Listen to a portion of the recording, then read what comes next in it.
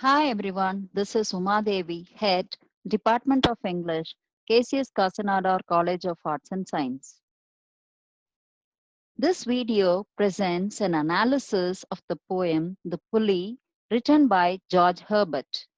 The Pulley by George Herbert is a four-stanza poem that is separated into sets of 5 lines or quintain. Each of these quintains follows a structured rhyme scheme of A, B, A, B, A.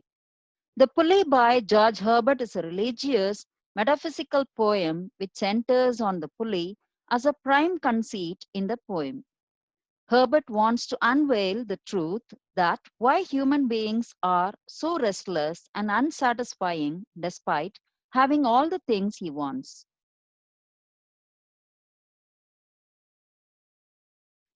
In the first stanza of this piece, the speaker begins by describing the creation of humankind. Herbert's speaker is seeking to retell the Christian story of creation with a few added details. The speaker is able to describe what God was thinking and feeling when he decided to make humanity. God saw what he has made and decided to pour a glass of blessings on humankind.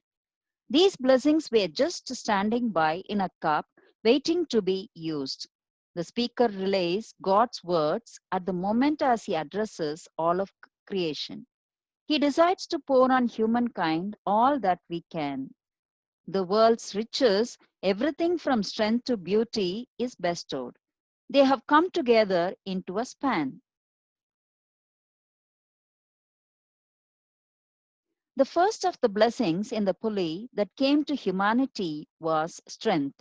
It made a way, next came beauty. It was soon followed by wisdom, honor, and lastly, pleasure. These are all incredibly important parts of the human experience. There is one more element, though, that in the retelling of creation, Herbert Speaker chose not to include, that was rest. Rest as a blessing equal to beauty and strength is interesting. It is not something that one might immediately think of as a feature of life that can given or granted. But in this narrative, it is the treasure that remains at the bottom of God's cup. He chooses not to give it to humanity. His reasoning behind his choice is contained within the next two stanzas. In the next 5 lines, the speaker describes how it was God's choice to not bestow rest on humanity. He knew that if he did so, then he would adore my gifts instead of me. Herbert Speaker thinks that God made this choice because he did not want humankind spending their days worshipping nature. Instead, they should be appreciating the God's nature. Rest is not something that is an integral part of human life, and God made an informed, at least to him, choice to withhold it. In the final line of the pulley, the speaker finishes up God's reasoning behind his choice not to give humanity a complete life of rest. He doesn't want humanity to never rest, but there should be different periods. It is ideal for everyone to rest only until they feel restless, then they should get back to their lives. God believes that if there is weariness in one's everyday life, then that feeling of exhaustion will toss humankind to his breast.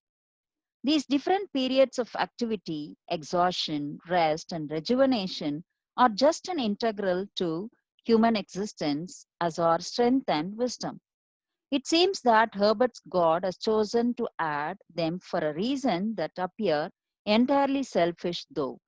It is not clear, at least through these few lines of reasoning, how weariness helps humanity aside from forcing them closer to God.